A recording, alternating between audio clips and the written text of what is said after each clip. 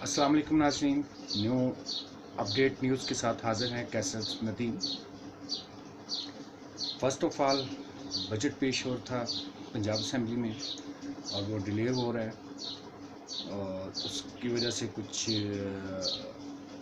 बद इंतज़ामी भी हुई है और अता तारक साहब का कुछ वो भी बीच में थे, जिस वजह से स्पीकर ने उन्हें बाहर निकलने का कहा, जिस वजह से उन्होंने कुछ एक गलत किस्म का साइन भी अपने हाथ से शो किया, जिस वजह से मामला ज़्यादा ख़राब हो गए। उसके बाद फिर एक कमेटी भी बनाई गई और उस कमेटी में जिसकी सरबराही राजा बिशारत और मलक अहमद साहब कर रहे हैं और उसमें यही चीज़ की गई कि पीटीआई के साथ कुछ मामला तय किए जाएं और आसिफ जरदारी साहब की भी, जैसे उनकी चौधरी शुजात साहब के साथ लास्ट एक मीटिंग थी, उसमें भी उन्होंने यही मेंशन किया था कि काफ लीग और उसके अलावा अगर पीटीआई के भी कुछ उनके साथ भी कुछ करना पड़ा तो पंजाब असम्बली के लिए यानी कि गिव एंड टेक किया जाएगा। तो इस वजह से कमेटी भी बन गई है अब। और जैसा कि मैं पिछले प्रोग्राम में भी आपको कहता रहा हूँ कि बाई पार्टी सिस्टम है। बेसिकली जो किसी मुल्क में पार्टी सिस्टम चलते हैं उसमें होता ये गिव एंड टेक एग्रीमेंट्स होते हैं और उन एग्रीमेंट्स की बुनियाद पर और आप ये कह लें ये एक दूसरे के साथ लिंक रहते हैं अपने अपने तहफ़्फ़ुज़ात को मद्देनज़र रखते हुए। यही हाल पीटीआई का भी है।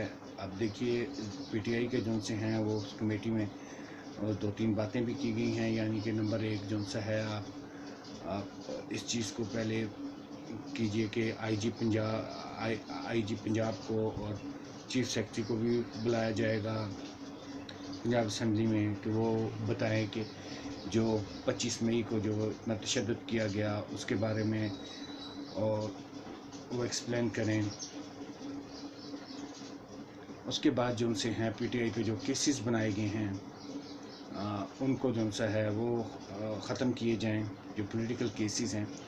तो इसमें मैं एक बात बताऊं, जब ये केसेस बनाए जाते हैं अपने ओपोनेंट पर या अपोजिशन पार्टी पर, वो इसलिए बनाए जाते हैं कि जहाँ कहीं कोई यानी कि कोई मामलात और ऐसे हो जाएं कि डायलॉग ना हो रहे हों तो उसको पॉलिटिकल माइलेज के तौर पर इस्तेमाल किया जाता है। और यूँ उसके बाद अब आगे चलिए, कुछ एंकर्स वगैरह की भी कुछ न्यूज़ आ रही हैं, वो तो अपना चूरन बेचने के लिए लिखा कुछ होता है जी, ये गई इम्पोर्टेड सरकार टूट गई, ये इम्पोर्टेड सरकार है और न्यूट्रल्स परेशान हैं, मुख्तदर हलकों के साथ ये हो गया। ऐसा कुछ भी नहीं होता, सब नॉर्मल है और न्यूट्रल इंशाल्लाह न्यूट्रल ही हैं और बहुत ज़बरदस्त। उसके अलावा कुछ इंटरनेशनल न्यूज़ में भी बातें की जा रही हैं कि जी पाकिस्तान का कर्ज़ा इतना था अब इतना रह गया, श्रीलंका डिफ़ॉल्ट कर गया है। श्रीलंका की तो जनाब ये हालत है इस वक्त इंटरनेशनली कि आप ये देख लें कि वहाँ पेट्रोल बिल्कुल नहीं है, उन्होंने हॉलिडे का ऐलान कर दिया हुआ है। उसके बावजूद जो है लोग वो पेट्रोल पंपों पे कितार खड़े हैं। लिहाजा श्रीलंकन गवर्नमेंट के पास आप ये समझ लें कि पैसा नहीं है। पैसा उनका अपना तो है, डॉलर्स नहीं है, क्योंकि उनकी सबसे बड़ी मिस्टेक यही थी कि उनके जो डॉलर्स रिज़र्व थे वो उनसे ब्लीड कर गए थे फॉरेन एक्सचेंज। और अब जो उनसे है आगे उनके वो राशन के थ्रू दिया जा रहा है पेट्रोल। मेरे ख्याल में एक बंदे को जो है 4 लीटर दिया, 2 व्हील को 4 लीटर दिया जा रहा है, 4 लीटर दिया जा रहा है। और बड़ी जो गाड़ी जैसे SUV होगी, बड़ी कार्स और 4x4 जिसे कहते हैं, उनको जो सा है 9 लीटर के करीब दिया जा रहा है। और उसके अलावा जो सा है अगर उससे ज़्यादा कोई मांगना चाहता है तो उसको फिर जो सा दोबारा कहा जाता है कि कई किलोमीटर लाइन उससे फिर दोबारा आया जाए। वो भी कई दफ़ा मिलता है और कई दफ़ा लोगों को ऐसे ही यानी कि बग़ैर दिए वहाँ से भेजा जा रहा है। तो पेट्रोल पंप्स का भी हाल ये है, वो भी जो से हैं किसी को दे रहे हैं किसी को नहीं दे रहे। तो इस वक्त वो भी ऐसे ही हालात चल रहे हैं। तो इसलिए जो सा है फ़र्दर पाकिस्तान की तरफ आ जाएं। और अभी पीटीआई के जो से थे, ये बात करने का मेरा मकसद श्रीलंका का यही था कि आपको ये बता सकूं कि पीटीआई की जो इकनॉमिकल कंडीशन थी या जो मईशत को उन्होंने जो नुकसान पहुंचाया वो कैसे पहुंचा। देखिए जी, ٹوٹل جو اس وقت پاکستان کا قرضہ ہے، میں آج ابھی اس سے پہلے لیکچر میں آپ کو بلین ڈالرز میں بتایا، آج روپیز میں بتاتا ہوں.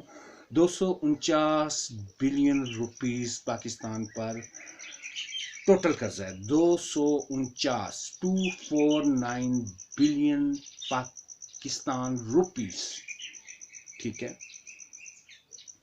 یہ ٹوٹل قرضہ ہے. اور اس ٹوٹل قرضے میں 3.5 سال میں پی ٹی آئی نے 78% لیا ہے.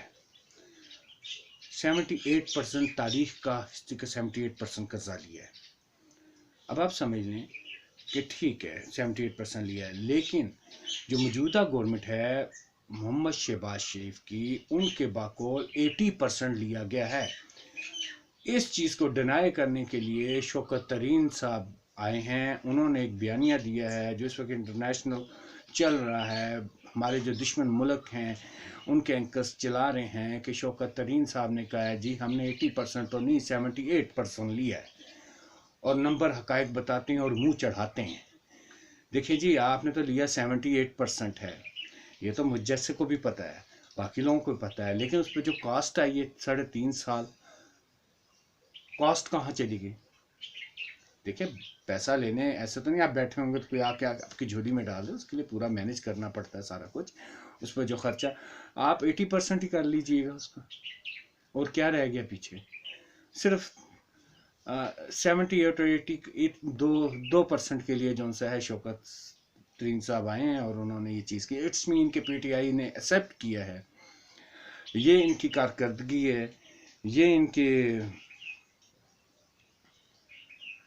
وزیر خزانہ ہیں جو آ کے یہ بات مان رہے ہیں کہ ہم نے اتنا قرضہ لیا، صرف 2% نیچے کر لیں آپ 80 سے. ٹھیک ہے، اب اس سے آگے چلیں. ٹھیک ہے جی انہوں نے قرض لے لیا. فواد چودھری صاحب کی اس کے بعد آئی. فواد چودھری صاحب نے کہا کہ جی ہم نے جو ان سے ہے اللہ بھلا کرے جو ان سے ہے ہم نے لیا ہے، ہمارا صرف اتنا ہی ہے کہ جی آپ یہ سمجھ لیں کہ 24,000 تھا بلین روپیز تھا، تو اس سے بڑھ کے جو پچھلی گورنمنٹ نے لیا ہوا تھا 24,000 بلین روپیز، تو ہم نے 45,000 بلین روپیز ہمارا اتنا انکریز ہوئے بس. ٹھیک ہے، اور پھر اس میں سے بھی وہ کہتے ہیں کہ ہم نے جو 50 یا 51,000 بلین روپیز جو ٹوٹل قرضہ ہم نے لیا تھا اس میں سے بھی 38,000 بلین روپیز جو ہے وہ ہم نے پچھلی گورنمنٹوں کا یا پچھلے جو قرض لیے ہوئے تھے وہ واپس کیے. یہ ان کی سٹیٹمنٹ ہے.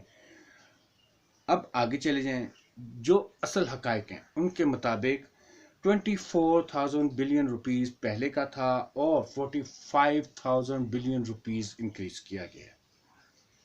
یہ حقائق ہیں اس وقت. اور یہ کون سا ڈیٹ ہے؟ یہ لوکل گورنمنٹ ڈیٹ ہے جو گورنمنٹ نے لوکل بینک سے اٹھایا ہے.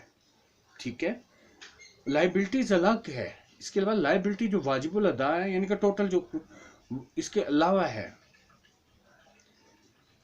لائبلٹیز 29,000 بلین ڈالر سے لے کے آپ کو اس وقت دینی پڑ رہی ہے کم از کم 53,000 بلین ڈالر روپیز جو سی ہے وہ لائبلٹیز آپ کی انکریز ہوئی ہیں.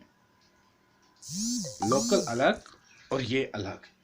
یہ ان کی جناب معاشی صورتحال تھی اب تک کی، اور یہ خود اب ایکسیپٹ کرتے جا رہے ہیں. اس کے باوجود اگر سٹیٹمنٹ سنی جائیں عمران خان صاحب کی اور باقی لوگوں کی جو ان کے فیور کے ہیں، وہ اس طریقے سے اس کو مینیج کر رہے ہیں، مینیپولیٹ کر رہے ہیں، حقائق عوام تک پہنچنے نہیں دیے جا رہے. اور آپ کو پتہ ہے کہ اس وقت انٹرنیشنل بھی حالات بہت خراب ہیں، سٹاک مارکیٹیں کریش کر گئی ہیں.